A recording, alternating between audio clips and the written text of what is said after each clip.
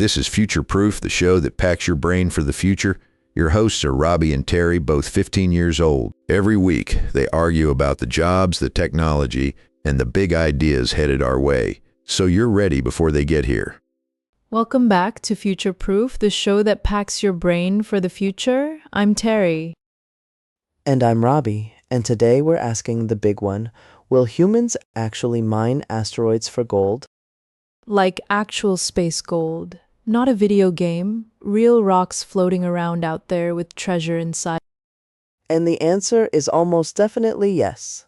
The question is just when, and whether it makes anyone rich or broke trying. Let's set the scene.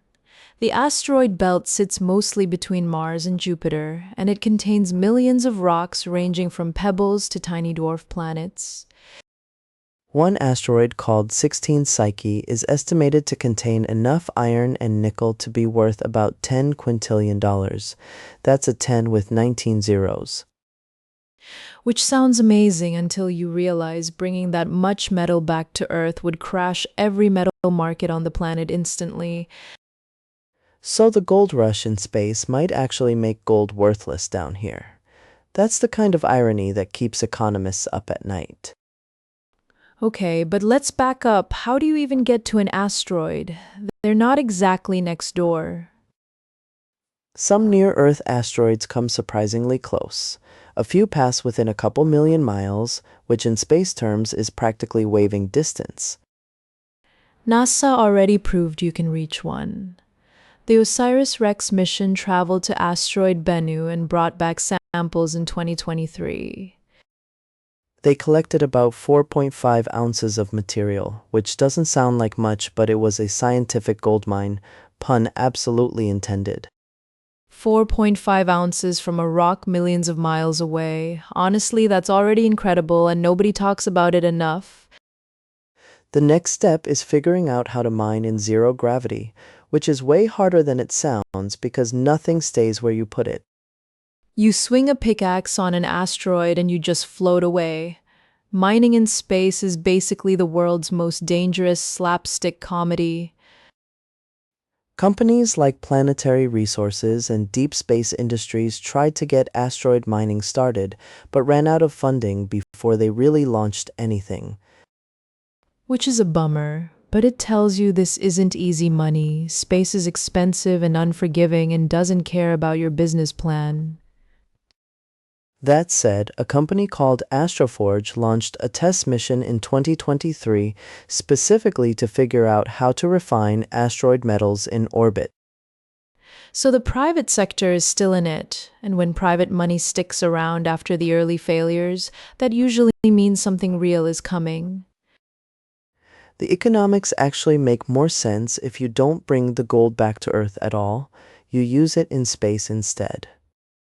Oh, that's clever. Mine platinum on an asteroid, use it to build satellites or spacecraft out there, never even landed on Earth.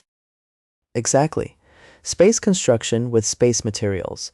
The rocket fuel to haul stuff out of Earth's gravity costs a fortune, so skip that part entirely. Water ice on asteroids could be split into hydrogen and oxygen for rocket fuel, which might matter more than gold in the long run. Space gas stations basically park a refueling depot near a water-rich asteroid, and suddenly the whole solar system gets a lot more reachable. That's actually the part that excites scientists most, not getting rich, but making deep space travel sustainable and affordable. Though I won't pretend the getting rich part doesn't also excite a lot of people, including the billionaires writing the actual checks. Fair. Elon Musk, Jeff Bezos, various other space-obsessed billionaires have all talked about an off-Earth economy as their long-term vision. And if launch costs keep falling, which they have been dropping fast thanks to reusable rockets, asteroid mining gets cheaper every few years. SpaceX Starship is designed partly with this in mind. Giant, reusable, built to haul enormous payloads beyond Earth orbit eventually. So the technology pipeline is actually pointing in the right direction. It's not a question of if it's physically possible, it clearly is. It's a question of when the economics tip enough that some company or government says, okay, this actually pencils out, let's go. Most experts guess serious asteroid mining starts sometime between 2040 and 2060, which sounds far away but is honestly 1 or 2 generations. Kids in middle school right now might retire in a world where asteroid mining is a normal industry with unions and coffee breaks and everything. Space miners demanding better conditions on Asteroid 2-1 series. I would absolutely watch that reality show. There are also legal questions nobody has fully sorted out. Who owns an asteroid? Can a company claim a rock floating in international space? The Outer Space Treaty of 1967 says no country can claim a celestial body, but it doesn't say much about private companies. The United States passed a law in 2015 saying American companies can own whatever resources they extract, even if they can't own the asteroid itself. Which is a loophole you could pilot a spaceship through. International law in space is still basically being written in real time. That means the rules of asteroid mining might matter as much as the rockets. Lawyers could end up as important as engineers here. Genuinely, the first time in history where we need more space lawyers is a reasonable thing to say and mean completely literally. So, to wrap up, yes, we will mine asteroids, probably within most of our lifetimes, and it might reshape the entire economy of space travel. The gold is real, the technology is coming, the legal framework is messy, and the whole thing is honestly one of the most exciting stories of our century. And the best part is some of us listening right now might actually work on this problem. That's not a fantasy, that's a career path.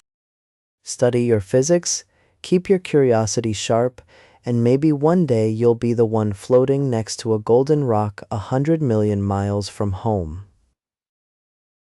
That's our show. Thanks for spending your brain time with us today on Future Proof.